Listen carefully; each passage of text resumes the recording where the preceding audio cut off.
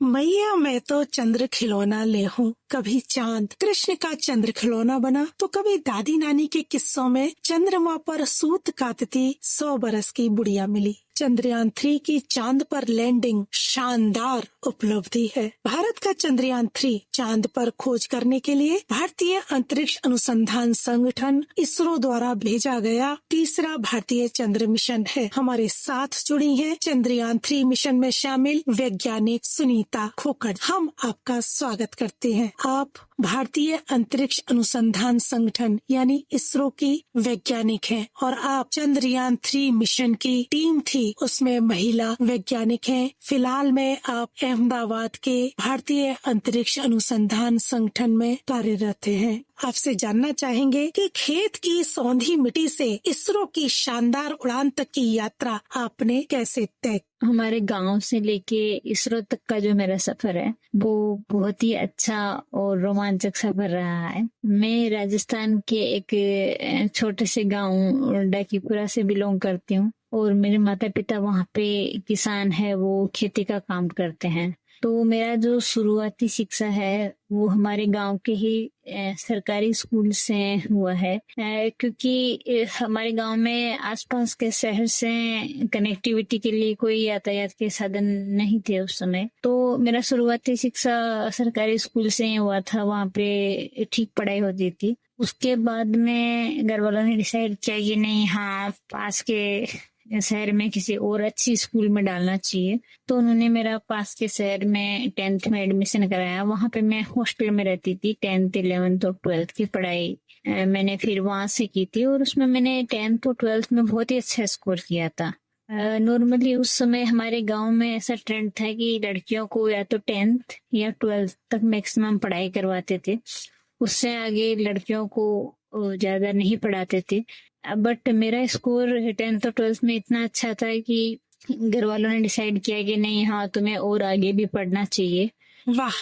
तो उसके हिसाब से फिर मेरे को आगे पढ़ने की परमिशन मिली और उन्होंने मुझे फुल फ्रीडम दी कि तुम जो भी करना चाहो वो तुम कर सकती हो। तो क्योंकि मेरी फैमिली में किसी को इतना इस फील्ड का नॉलेज नहीं था कि क्या करना चाहिए क्या नहीं करना चाहिए टेक्निकल फील्ड में। तो फिर मेरे टीचर्स और फ्रेंड्स ये सबसे डिस्कस करके मैंने डिसाइड किया था कि मैं इंजीनियरिंग करूंगी। और फिर राजस्थान के एक अजमेर में गवर्नमेंट कॉलेज से मैंने इंजीनियरिंग की थी। तो वहाँ पे इंजीनियरिंग के टाइम ही मैंने ये निश्चय किया था कि मुझे उसके इंजीनियरिंग के बाद किसी रिसर्च ऑर्गेनाइजेशन में काम करना है। तो उसके लिए इंजीनियरिंग के बाद मैं कंटिन्यूसली इसरो, बार्क, डीआरडीओ ये जो रिसर्च ऑर्गेनाइजेशन है इनके लिए प्रिपरेशन कर रही थी, इनके एग्जाम्स दे रही थी। तो इंजीनियरिंग के बाद भी मेरा 2-3 साल का बीच में स्ट्रगल था जिसमें मेरा कहीं पर भी सिलेक्शन नहीं हो रहा था और फिर फाइनली मेरा सेकेंड अटेम्प्ट में इसरो में सिलेक्शन हुआ था। वाह!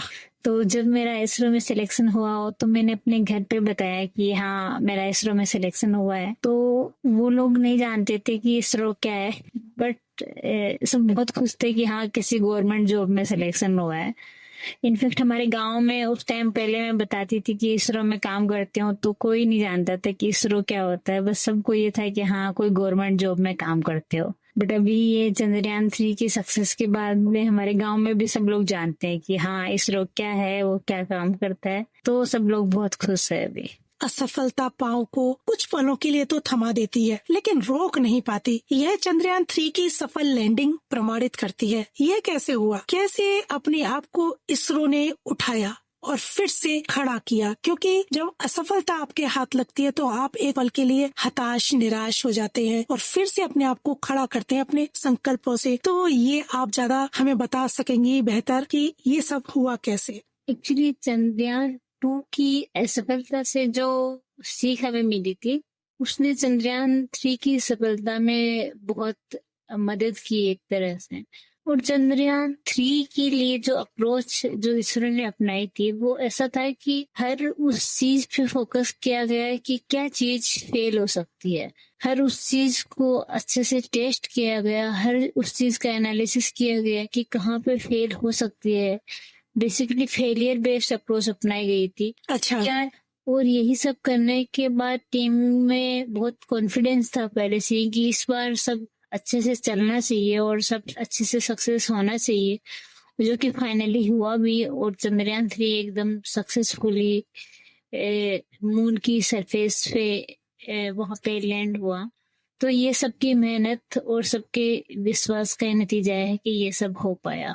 हमारे अंदर ये जानने की इच्छा बार बार हो रही है, बार बार ये मन में उमड़ रही है चाह कि एक कुशल, दूरदर्शी, अनुभवी मार्गदर्शक और मजबूत इरादों वाली टीम तो थी ही आपकी, लेकिन आप सभी की काम करने की जो दिनचर्या थी और जो तरीका था वो क्या था, हमारे श्रोता जानना चाहेंगे। देखिए, दिनचर्या का अगर हम बात करें तो इस प्रोजेक्ट में जो भी लोग जुड़े हुए थे, जो कि चाहे डायरेक्टली हो या फिर इनडायरेक्टली हो, सभी का शेड्यूल थोड़ा टाइट ही रहता था, क्योंकि इसमें क्या बहुत सारे टेस्ट प्लान थे। फील्ड में जाके टेस्ट करना होता था या फिर लैब में टेस्ट करना है, तो और एक लिमिटेड टाइम में आपको करना है, तो शेड्यूल थोड़ा टाइट रहता था। बट ये सब में लोग काफी मेहनत करते थे, हर इंसान अपना 100% देने का ट्राई करता था, क्योंकि फाइनली जब चीजें सक्सेस हो जाती है तो फिर यही सब बहुत अच्छा लगता है। तो ओवरऑल सब बहुत अच्छा था जी, यानी आपकी मेहनत काफी रही इसके अंतर्गत। सुनीता जी, अब पूछना चाहेंगे कि आप सभी का जो जुनून था, मनोबल था, वो कैसा था, वो हमारे श्रोताओं को बताइए। देखिए, अगर जुनून की हम बात करें तो जिस दिन ये लैंडिंग होने वाला था, चांद की सतह पे विक्रम उतरने वाला था, उस दिन 23 अगस्त 2023 को, तो मैं यहाँ पे अंतरिक्ष उपयोग के अंदर अहमदाबाद में उपस्थित थी। तो हमारे यहाँ पे ऑडिटोरियम में हमारे सेंटर के सभी जो वैज्ञानिक और जो है सभी लोग मिलके वहाँ पे एकत्रित हुए थे ये प्रोग्राम देखने के लिए। बिल्कुल। तो जब तक लैंडिंग नहीं हुआ था तब तक सब लोग एकदम शांत चुपचाप से देख रहे थे, पर जैसे ही चांद की सतह पे टच डाउन हुआ तो सब लोग एकदम खुशी के मारे एकदम झूम उठे। अगर कोई डांस कर रहे हैं, चिल्ला रहे हैं, तालियां बजा रहे हैं, मतलब कोई नहीं देख रहा उनके आसपास कौन है कौन नहीं है, सब लोगों में एक अलग ही माहौल था। इस तरह का माहौल मैंने पहले कभी नहीं देखा था कि लोगों में इतना खुशी और इतना जो जोश का माहौल था। एक तरह से आप जब बहुत दिनों तक मेहनत करते हो और फिर उसका जो फल है अगर वो भी सफलता के रूप में आपकी नजरों के सामने होता है तो उसकी खुशी बहुत ही एक अलग होती है, और आप उसे बयां करने के लिए भूल जाते हो कि आपके आसपास कौन है कौन नहीं है, बस लोग उसी से झूम रहे थे। तो ये एक बहुत ही अच्छा एक्सपीरियंस था मेरे जीवन का, जो मैं कभी नहीं भूल पाऊंगी उस दिन को। बहुत ही बढ़िया दिन था वो। सुनीता जी, जब आप बता रही है ना तो मेरे जो रोम रोम है ना वो एकदम से खड़े हो गए, और मतलब मैं महसूस कर सकती हूँ आपकी इस बात को जो आप हमारे साथ साझा कर रही हैं हमारे श्रोताओं के साथ, क्योंकि वो भी अंदर ही अंदर गौरवान्वित हो रहे होंगे कि ये एक देश की बात थी। आपसे ये पूछना चाहूंगी, जानना चाहूंगी कि ये जो चंद्रयान 3 का लैंडिंग रही है इसमें आपकी भूमिका क्या रही है, आपका क्या योगदान रहा है। मेरी जो भूमिका थी इस मिशन में वो लैंडर में एक सेंसर था का बैंड रडार अल्टीमीटर कारा जिसे हम बोल सकते, उसमें भूमिका थी। उस सेंसर का काम था बेसिकली लैंडर की मून की सरफेस से हाइट बताना ड्यूरिंग द लैंडिंग ऑपरेशन। तो और उसने वो अपना काम बहुत ही परफेक्टली किया था लैंडिंग के दौरान। तो इस सेंसर का जो कैरेक्टराइजेशन और टेस्टिंग का जो टीम था उसमें मैं इन्वॉल्व थी। हमने इस सेंसर को बहुत ही अच्छे से लैब में, फील्ड में, डिफरेंट जगह पे जाके बहुत ही अच्छे से कैरेक्टराइज और टेस्ट किया था, जिसने फाइनल लैंडिंग में बहुत हेल्प की। वाह, आपने जैसे कि बताया कि आपका लैंडिंग रोवर में एक भूमिका रही है, तो यहाँ हमारे श्रोता भी जानना चाहेंगे और मैं भी जानना चाहूंगी लैंडिंग रोवर का क्या काम है टेक्निकली। हमारे श्रोताओं को इसके बारे में थोड़ा विस्तार से बताएं। इस मिशन का जो मेन ऑब्जेक्टिव था उसके अंदर 3 मेन ऑब्जेक्टिव थे। तो फर्स्ट ये था कि चांद के दक्षिणी ध्रुव पे सेफ एंड सॉफ्ट लैंडिंग करना जी। सेकंड था कि रोवर को मून की सतह पे वॉक करवाना, और थर्ड था वहां पे कुछ साइंटिफिक एक्सपेरिमेंट्स करना। तो एक बार हम चांद की सतह पे पहुंच गए वहां पे, उसके बाद में जो लैंडर और जो रोवर यानी विक्रम और प्रज्ञान जो दोनों थे, उन दोनों के अंदर कुछ साइंटिफिक इंस्ट्रूमेंट्स लगे थे जिसको हम पेलोड कहते हैं। अच्छा अच्छा। तो उन पेलोड्स का काम वहाँ पे एनवायरनमेंट, वहाँ के सोइल, उनका स्टडी करना था। जैसे कि वहाँ पे प्लाज्मा डेंसिटी को मॉनिटर करने के लिए इंस्ट्रूमेंट था। वहाँ पे जो मून की सरफेस का जो टेम्परेचर है वो डेप्थ के साथ साथ कैसे चेंज हो रहा है उसको स्टडी करने के लिए इंस्ट्रूमेंट था। वहाँ पे सेस्मिक एक्टिविटीज को मॉनिटर करने के लिए इंस्ट्रूमेंट था। उसके अलावा वहाँ पे सोइल में क्या मिनरल कंपोजिशन है, कौन कौन से मिनरल्स प्रेजेंट है, जैसे कि सल्फर है, मैग्नीशियम है, क्या प्रेजेंट है क्या नहीं है, ये सब स्टडी करने के लिए वहाँ पे इंस्ट्रूमेंट्स था। तो इस तरह के डिफरेंट इंस्ट्रूमेंट्स थे जो लैंडर और रोवर दोनों में लगे हुए थे। जी जी। और उनका काम वहाँ पे वहाँ का जो सोइल है और वहाँ का जो एनवायरनमेंट है उसके बारे में ज्यादा से ज्यादा पता करना था, ताकि हम ये पता लगा सके कि वहाँ पे किस तरह का एनवायरनमेंट है, कैसे वो अर्थ से डिफरेंट है। तो यही सब के लिए ये इंस्ट्रूमेंट्स हेल्प करते हैं। अच्छा, तो ये काफी एक जटिल प्रक्रिया है जिससे आपको गुजरना पड़ा है। कौन कौन सी चुनौतियां थी जिनका आप सभी को सामना करना पड़ा? जैसे मसलन हम कह सकते हैं कि तकनीकी ज्ञान, आर्थिक सहयोग, यान के निर्माण के उपकरणों की उपलब्धता, यहाँ के मौसम की परिस्थितियाँ। देखिए, अगर चैलेंजेस की अगर हम बात करते हैं तो जैसे कि आपने पूछा कि टेक्निकल चैलेंजेस, तो टेक्निकल चैलेंजेस तो ऐसा है कि किसी भी मिशन में टेक्निकल चैलेंजेस जब उसको रियलाइज कर रहे होते हैं तो हर स्टेज पे आते ही हैं।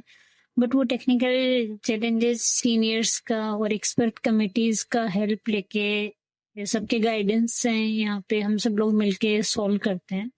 और वो धीरे धीरे समय के साथ, एक्सपीरियंस के साथ सॉल्व होते जाते हैं। जी। उसके अलावा आपका ये था कि पॉइंट आर्थिक रूप से कुछ चैलेंजेस। हाँ हाँ हाँ। तो मेरा ऐसा मानना है कि इस मिशन में आर्थिक रूप से तो कोई चैलेंज नहीं था, क्योंकि गवर्नमेंट का फुल आर्थिक रूप से फुल सपोर्ट था। अच्छा। तो आर्थिक रूप से कोई चैलेंज नहीं था। थर्ड आपका पॉइंट था कि वेदर से रिलेटेड, मौसम से रिलेटेड चैलेंजेस। तो एक्चुअली इस तरह के जो दूसरे प्लेनेट पे जाने के जो मिशंस होते हैं उसमें एक ये पॉइंट क्रिटिकल होता है कि आपको एक पर्टिकुलर लॉन्च विंडो है, उसके अंदर ही आपको के मिशन को लॉन्च करना है। अदरवाइज फिर आपको नेक्स्ट ईयर के लिए वेट या नेक्स्ट विंडो के लिए आपको वेट करना पड़ेगा। ओहो। तो थोड़ा टाइम का वो रहता है कि आपको इस टाइम तक अपनी सारी एक्टिविटीज कंप्लीट करनी है, या अदरवाइज आपका लॉन्च विंडो मिस हो जाएगा। तो उसके हिसाब से सारी एक्टिविटीज टाइमली फिनिश करने का थोड़ा चैलेंज रहता है कि कोई भी एक्टिविटी स्लिप नहीं होनी चाहिए, नहीं तो लॉन्च विंडो मिस हो जाएगी तो फिर नेक्स्ट ईयर करना पड़ेगा। This is the one challenge, but all these challenges are part of job. तो सब मिलके सारे चैलेंजेस समय के साथ सोल्व हो ही जाते हैं। तो यही मेरा इसमें पॉइंट। जी जी, मतलब वक्त का जो सदुपयोग है, वक्त को वक्त के हिसाब से यदि उसको प्रयोग किया तो आप सफल हैं, वरना फिर आपको एक लंबा इंतजार करना पड़ेगा। तो ये एक आपके सामने बड़ी चुनौती थी और जिसको आपने बखूबी, आपकी टीम ने, मैं कहूँगी इसरो की टीम ने बखूबी इसको पूरा किया। चंद्रयान 3 जो कि उतरा चांद पर। अब हमारे मन में एक ये प्रश्न उठ रहा है कि चंद्रयान 3 का उद्देश्य क्या है? तो जहां तक भारत के अगर फ्यूचर मिशंस की हम बात करें तो जो नेक्स्ट मिशंस है उसमें चंद्रयान 4 है, गगनयान है, मंगल के मिशंस है, इस अच्छा तरह के मिशंस है। तो इसमें जैसे चंद्रयान 4 जो होगा वो और भी कॉम्प्लेक्स टेक्नोलॉजी इन्वॉल्व होगी। उसके अंदर चांद की सतह से सैंपल रिटर्न करके वापस अर्थ पे आना है, तो उसमें बहुत ही कॉम्प्लेक्स टेक्नोलॉजीज इन्वॉल्व होगी। उसके अलावा जो गगनयान मिशन होगा उसमें भारत के एस्ट्रोनॉट पहली बार भारत के यान से अंतरिक्ष में प्रवेश करेंगे और वहां पे कुछ दिन रह के वापस अर्थ पे आएंगे। वाह। तो वो भी एक कंप्लीट नया मिशन होगा और भारत पहली बार अपने एस्ट्रोनॉट्स को खुद के मिशन के थ्रू अंतरिक्ष में भेजेगा। तो इस टाइप के बहुत ही इंटरेस्टिंग मिशन फ्यूचर में आने वाले हैं। जो कि बहुत ही बढ़िया मिशन है। नेताजी, आपने बताया जो आगे हमारे भविष्य की योजनाएं हैं, बड़ी ही महत्वाकांक्षी योजनाएं हैं। आगे एक प्रश्न मेरे मन में उठ रहा है कि खुद को हिंदुस्तान अंतरिक्ष के क्षेत्र में कहाँ खड़ा पाता है? देखिए, अगर इंडिया की अगर हम बात करें कि आज स्पेस टेक्नोलॉजी में इंडिया कहाँ पे स्टैंड करता है, तो इंडिया टॉप 5 और 6 कंट्रीज में आता है। वाह! क्योंकि इंडिया ने अपना स्पेस सेक्टर में जो टेक्नोलॉजी है, चाहे रॉकेट बनाने का हो, सैटेलाइट बनाने का हो या पेलोड बनाने का हो, ये सब इंडिया ने डिफरेंट मिशंस में अच्छे से अपना प्रूव करके दिखाया है। और दूसरे मिशंस पे भी, जैसे मंगल पे जाना हो, चांद पे जाना हो, सन के जो मिशंस है, ये सब में इंडिया ने अच्छा करके दिखाया है। तो इंडिया आज काफी अच्छी पोजीशन रखता है स्पेस सेक्टर में अपना, और फ्यूचर के जो मिशंस है, इससे इंडिया और भी आगे जाएगा इस फील्ड में। वाह, शानदार उपलब्धि है ये। अब हम युवाओं की ओर चलते हैं, और भारत के युवा के विषय में यदि हम बात करें, तो जैसे कि तकनीक और विज्ञान के क्षेत्र में हिंदुस्तान लगातार आगे बढ़ रहा है, और अभी आपने बताया कि हमारा हिंदुस्तान कहाँ स्टैंड करता है विश्व में। तो ऐसे में यदि हम ये आपसे पूछे कि भारत का युवा इसमें कितनी रुचि ले रहा है, क्या आप हमें बता पाएंगी? देखिए, भारत का जो युवा है अभी करंटली स्पेस सेक्टर में काफी रुचि दिखा रहा है। स्पेशली ये चंद्रयान 3 जैसे मिशंस जो है, उसके बाद में काफी लोग जानने लगे हैं स्पेस सेक्टर के बारे में भी। बहुत लोग पहले नहीं जानते थे, युवा भी उतना, लेकिन अभी सब लोग जानते हैं और काफी ज्यादा इंटरेस्ट दिखा रहे हैं इस फील्ड में। जैसे फ्यूचर में जो गगनयान मिशंस होंगे और जो और भी इस तरह के मिशंस आने वाले हैं, उस सबको भी आजकल सब युवाओं को इसके प्रति बहुत आनंद रहता है इसमें, और बहुत क्यूरियोसिटी से सब क्वेश्चंस वगैरह पूछते हैं कि क्या मिशन आने वाला है फ्यूचर में, क्या उसकी योजनाएं हैं, सबको इसमें इंटरेस्ट रहता है। अच्छा, इसके अलावा हमने ये भी देखा है कि जब इसरो भी खुद बहुत सारे ऐसे प्रोग्राम्स ऑर्गेनाइज कराती है जिसमें युवाओं का स्पेस सेक्टर में इंटरेस्ट जगाने के लिए, तो उसमें भी हमें बहुत अच्छा रिस्पांस मिलता है। तो ओवरऑल मुझे लगता है आज का युवा स्पेस सेक्टर को लेके काफी पॉजिटिव है, उसमें बहुत अपना मन लगा के काम भी करना चाहता है।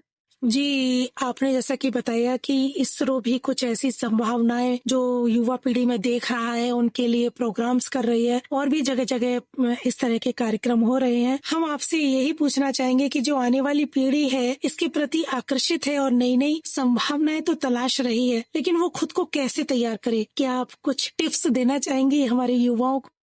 जो हमारा फ्यूचर का युवा है और जो हमारी नेक्स्ट जनरेशन है, उनको मैं एक ही टिप देना चाहूंगी कि वो मन लगा के पढ़ाई करे। जो भी पढ़ाई करे वो समझ के करे, अच्छे से मन लगा के करे उसमें। और जो थ्योरी है आप जो पढ़ रहे हो उसको प्रैक्टिकल से लिंक करने का कोशिश करे, तो उससे आप चीजें भूलते नहीं है, चीजें हमेशा आपके दिमाग में रहती है। उसके अलावा भी एक पॉइंट है कि आजकल जो युवा है, जो स्टूडेंट्स है, वो पढ़ाई के टाइम पे भी उनका सोशल मीडिया पे बहुत ज्यादा ध्यान भटका देती है। तो उन सब से भी जितना हो सके अगर उतना वो दूर रहेंगे तो वो सिर्फ पढ़ाई पे ही फोकस कर पाएंगे, क्योंकि यही एज होता है जब आप अगर पढ़ाई पे फोकस करो तो आगे आप अच्छा कर सकते हो। तो सोशल मीडिया और अदर थिंग्स जो है, अगर आप उनसे जितना दूर रहेंगे उतना ही आप अपना पढ़ाई पे फोकस कर पाएंगे। तो यही मेरा सजेशन है युवाओं को कि ये आपने का पढ़ने का उम्र है, इसमें आप मन लगा जी के पढ़ाई करो तो आपका आगे का जीवन पूरा आनंदमयी होगा। उम्मीद है कि युवा सुन रहा होगा, और ये आपने एक बड़ी अच्छी बात कही कि जो हम पढ़ रहे हैं उसको प्रैक्टिकल के साथ जोड़ करके यदि हम पढ़ाई करें तो वो हमारे मन के अंदर ज्यादा रह जाएगी और हम उसे अच्छे से सीख पाएंगे। अब मेरे मन में जो एक बात आ रही है सुनीता जी, वो ये कि आप नारी सशक्तिकरण की मजबूत मिसाल है। यूँ तो भारत की महिलाएं हर क्षेत्र में झंडे गाड़ रही हैं। आप उन्हें किस तरह से योजनाबद्ध तरीके से आगे बढ़ने के लिए प्रेरित करेंगी? देखिए, अगर महिला सशक्तिकरण की अगर हम बात करें तो अभी की महिलाएं पहले की तुलना में वैसे भी काफी सशक्त हो चुकी है। महिलाएं काफी आगे बढ़ रही है अगर पहले से तुलना करें तो। और गवर्नमेंट की भी काफी सारी ऐसे स्कीम्स है जो महिलाओं को आगे बढ़ाने के लिए प्रोत्साहन कर रही है, जो कि अपने आप में काफी अच्छी भी है अगर आप देखो तो। मेरा ये मानना है किसी महिला का सशक्त होना मतलब उसका आर्थिक रूप से खुद पर निर्भर होना है। और आर्थिक रूप से एक महिला तभी अच्छे से निर्भर होगी जब उसके पास अच्छी शिक्षा होगी। बिल्कुल सही। तो सभी पेरेंट्स से मेरा यही रिक्वेस्ट है कि वो अपनी लड़कियों को भी उतनी ही अच्छी शिक्षा दिलवाएं जितना वो अपने लड़कों को दिलवा रहे हैं। क्योंकि अभी भी ग्रामीण इलाकों में ऐसा है बहुत जगह पे जहाँ पे लड़कियों को उतनी अच्छी शिक्षा नहीं मिल पाती है जितनी लड़कों को मिलती है। इसी वजह से कहीं ना कहीं वो बाद में पिछड़ जाती है। तो अगर लड़कियों को लड़कों के समान शिक्षा मिलेगी तो वो भी उनके बराबर रहेगी। बिल्कुल सही। तो दूसरा मेरा ये पॉइंट है कि बहुत सारी महिलाएं ऐसी होती है जिनको अपने जीवन में वो काफी आगे बढ़ चुकी होती है और एक टाइम पे आके उनके सामने ऐसी परिस्थितियां होती है कि उनको अपना जॉब छोड़नी पड़ती है। उनके पारिवारिक और सामाजिक कंडीशंस की वजह से उनको जॉब छोड़नी पड़ती है।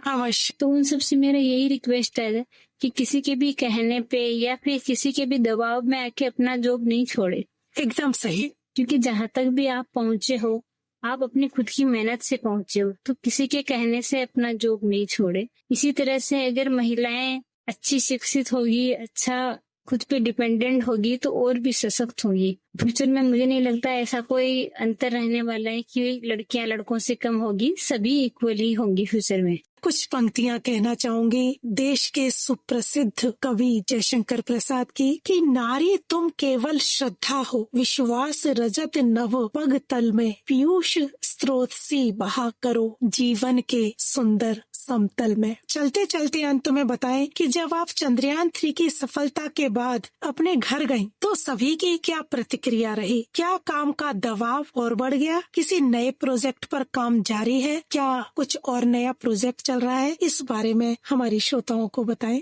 चंद्रयान 3 की सक्सेसफुल लैंडिंग के काफ़ी टाइम बाद मैं अपने घर गई थी, तो वहाँ पे घर पे भी सब खुश थे। घर वाले तो हमेशा खुशी होते हैं, वैसे हम काफ़ी टाइम से जब भी घर जाओ तो घर वालों को बहुत खुशी होती है।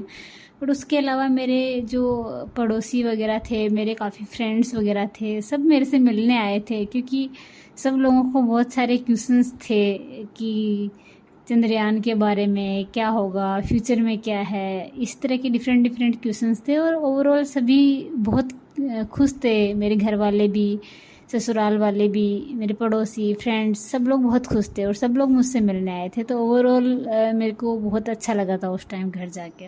अंतिम प्रश्न, आपको हमारे साथ बात करके कैसा लगा? अब अंतिम प्रश्न, आपको हमारे साथ बात करके कैसा लगा? ओवरऑल आपसे डिस्कशन करके बहुत ही अच्छा लगा। बहुत ही अच्छा डिस्कशन था चंद्रयान के बारे में, खुद के बारे में।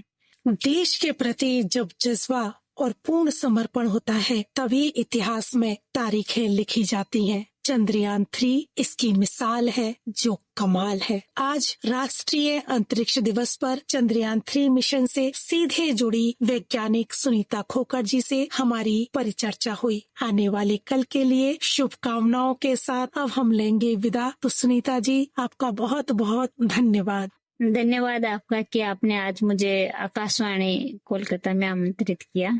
बहुत बहुत धन्यवाद आपका।